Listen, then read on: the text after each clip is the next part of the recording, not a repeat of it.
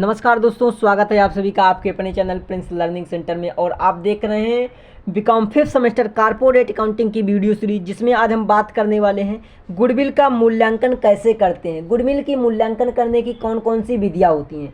पिछली वीडियो में हमने जाना था कि गुडविल क्या होता है या कितने प्रकार का होता है। तो आज की इस वीडियो में हम बात करने वाले हैं गुडविल का मूल्यांकन कैसे करते हैं। तो वीडियो पसंद आती है तो वीडियो को लाइक शेयर ज़रूर कीजिएगा। अगर पिछली वीडियो आपने नहीं देखा तो डिस्क्रिप्शन में लिंक मिल जाएगी, वहां से वीडियो को देख सकते हैं। तो आइए बात करते हैं गुडविल का मूल्यांकन कैसे करते हैं, कौन कौन सी विधियां हैं जिनके द्वारा हम गुडविल का मूल्यांकन कर सकते हैं। तो बात करें गुडविल के मूल्यांकन की, तो गुडविल के मूल्यांकन की दो विधियों के नाम लिखिए। ये प्रश्न इस तरह एग्जाम में भी आ जाता है। तो यहाँ पर हम गुडविल के मूल्यांकन की दो विधियों पर बात करने वाले हैं। गुडविल के मूल्यांकन के लिए कई विधियां उपयोग की जाती हैं। उनमें से दो प्रमुख विधियां हैं जो इस प्रकार हैं। देखिए, गुडविल का मूल्यांकन करना है कि कंपनी का गुडविल क्या होता है, इसका मूल्यांकन करना है। इसके लिए कई सारी विधियां हैं। कोई भी विधि हम उपयोग में कर सकते हैं, लेकिन आज हम जो मेनली दो विधियों की बात करने वाले हैं। बहुत ही महत्वपूर्ण विधियाँ हैं जिनका यूज हम मूल्यांकन करने के लिए, गुडविल का मूल्यांकन करने के लिए करते हैं। तो सबसे पहली विधि जो है औसत लाभ विधि, एवरेज प्रॉफिट मेथड। तो पहली विधि क्या है जो गुडविल का निर्धारण करती है, उसका मूल्यांकन करती है, वो है कि औसत लाभ विधि। क्या है? Average profit method. इस विधि में पिछले कुछ वर्षों के औसत लाभ को गुडविल का मूल्यांकन के आधार के रूप में लिया जाता है। इस विधि में क्या किया जाता है कि पिछले कई सालों के औसत लाभ, जो कंपनी को औसत लाभ हो रहा है, उसको गुडविल मूल्यांकन के आधार के रूप में लिया जाता है और उसे एक निश्चित वर्ष के क्रय गुणांक से गुणा किया जाता है। तो ये औसत विधि जो होती है, औसत लाभ विधि जो होती है, ये पिछले कई वर्षों के जो लाभ हो रहे होते हैं उसका एक औसत लाभ लिया जाता है और गुडविल का मूल्यांकन का आधार बनाया जाता है और इसे एक निश्चित वर्षों के क्रय गुणांक से गुणा किया जाता है। ठीक, आइए दूसरी विधि देखें। दूसरी विधि जो है वो है सुपर प्रॉफिट विधि, सुपर प्रॉफिट मेथड। ठीक, इस विधि में वास्तविक लाभ और सामान्य लाभ के बीच में अंतर अर्थात सुपर प्रॉफिट को आधार मानकर गुडविल का मूल्यांकन किया जाता है। इन दोनों विधियों का चयन व्यापार की प्रकृति और उद्देश्य पर निर्भर करता है। ठीक, तो ये दो विधियां थी। यहाँ पर एग्जाम में क्वेश्चन में पूछा गया था, एग्जाम में इस तरह पूछ लेता है कि गुडविल के मूल्यांकन की कोई दो विधियों के नाम लिखे। तो हमने नाम यहाँ पर बता दिया। औसत लाभ विधि हो गई, एक हो गई औसत लाभ विधि, दूसरी हो गई सुपर प्रॉफिट विधि। ठीक, अब आइए इसको डिटेल में जानते हैं कि सुपर प्रॉफिट विधि क्या होता है। अगर हम कहें कि गुडविल का मूल्यांकन करना है सुपर प्रॉफिट विधि से, तो हम कैसे करते हैं, आइए डिटेल में समझते हैं। देखिए, सुपर प्रॉफिट वहाँ अतिरिक्त लाभ होता है। सुपर प्रॉफिट क्या होता है? वहाँ अतिरिक्त लाभ जो कोई फर्म सामान्य लाभ के मुकाबले अधिक अर्जित करती है। तो सीधी सी बात है कि सुपर प्रॉफिट जो होता है वह अतिरिक्त लाभ होता है जो कोई फर्म सामान्य लाभ के मुकाबले अधिक अर्जित करता है। मान लीजिए कोई फर्म क्या है, 100 रुपये लाभ कमाता है, लेकिन वह क्या करता है, 110 कमा लेता है।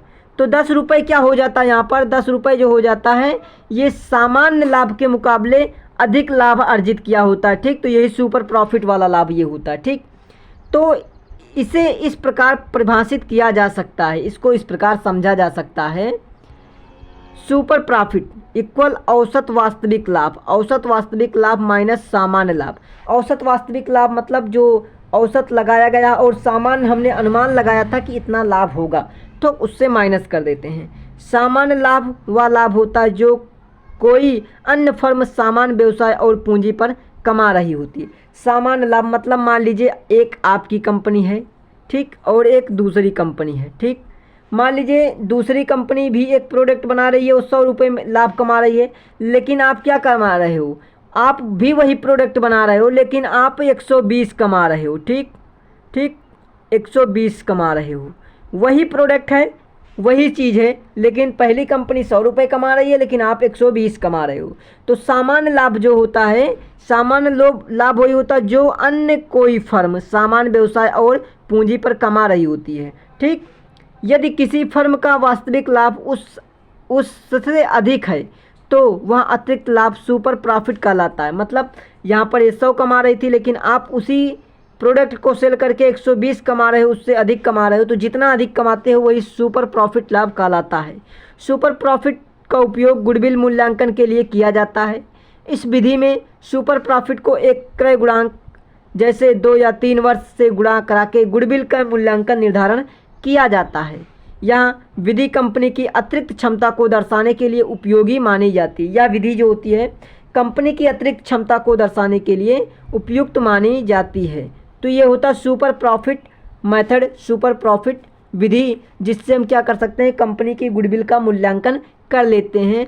तो ये सुपर प्रॉफिट विधि वही होती है जैसे कि कोई कंपनी 100 रुपये में वही प्रोडक्ट सेल आउट कर रही है, लेकिन आप वही चीज़ सेम टू सेम चीज़ क्या कर रहे हैं, 120 में कर रहे हैं, तो आप जो 20 रुपये का ज़्यादा मार्जिन लाभ कमा लेते हैं, ये सुपर प्रॉफिट विधि, इसी विधि के अनुसार से क्या करते हैं हम, कंपनी में उसके गुडविल का मूल्यांकन किया जाता है। ठीक इसी आधार पर। उसके बाद है average profit method. Average profit method मतलब औसत लाभ विधि। औसत लाभ विधि क्या होती है, एवरेज प्रॉफिट विधि। तो एवरेज प्रॉफिट विधि, एवरेज प्रॉफिट मेथड गुडविल के मूल्यांकन की एक सामान्य और सरल विधि है। क्या है ये, गुडविल के मूल्यांकन की एक सामान्य और सरल विधि है। इस विधि में पिछले कुछ वर्षों के शुद्ध लाभ को जोड़कर उनका औसत निकाला जाता है। इसमें क्या किया जाता है, पिछले कुछ वर्षों के लाभ को, शुद्ध लाभ को जोड़कर उनका एक शुद्ध औसत निकाला जाता है। इस औसत लाभ को एक निश्चित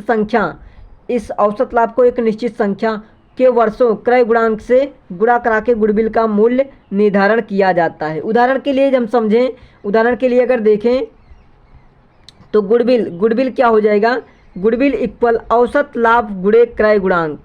औसत लाभ जो हमने कई वर्षों के लाभों को जोड़कर उसका औसत निकाला है, उसके बाद मल्टीप्लाई कर देते हैं क्रय गुणांक। यह विधि तब उपयुक्त मानी जाती है जब किसी फर्म का लाभ स्थिर और नियमित हो। यह विधि कब उपयोग में लाई जाती है, जब किसी कंपनी का लाभ स्थिर या फिर नियमित हो। मतलब एक लगातार जैसे 100 रुपये कमा रही है, फिर अगली साल भी 100 रुपये कमा रही है, स्थिर हो या फिर नियमित हो। मतलब कि 100 रुपये कमा रही है, 100 रुपये अगली बार 120 कमाएगी, फिर 100 रुपये कमाएगी, फिर 120 कमाएगी, नियमित हो। ठीक, एक लगातार क्रम में हो या फिर एक स्थिर में हो। ठीक, तो ये विधि तब ज़्यादातर यूज में लाई जाती है। उदाहरण के लिए यदि किसी फर्म का औसत लाभ 50,000 है और क्रय गुणांक 3 वर्ष है, तो गुडविल क्या हो जाएगा, 1.5 लाख हो जाएगा। ठीक, इसका मतलब यही होता है गुडविल, ये फार्मूला यही कहता है गुडविल का ये जो फार्मूला कहता है, ये फार्मूला वही कहता है कि क्या होता है औसत लाभ। यहाँ पर क्या है 50,000 है। ठीक, 50,000 गुणे क्रय गुणांक मतलब वर्ष, तो 3 वर्ष है, तो इसको मल्टीप्लाई कर देते हैं, क्या आ जाता है 1.5 लाख आ जाता है। ठीक, 1,50,000। ठीक, तो ये क्या होता है कंपनी का गुडविल हो जाता है। तो इस तरह औसत लाभ विधि के द्वारा हम क्या कर सकते हैं, कंपनी के गुडविल का मूल्यांकन कर सकते हैं। तो ये 2 विधियां होती हैं जो कि बहुत इंपॉर्टेंट हैं। क्या है, इंपॉर्टेंट है।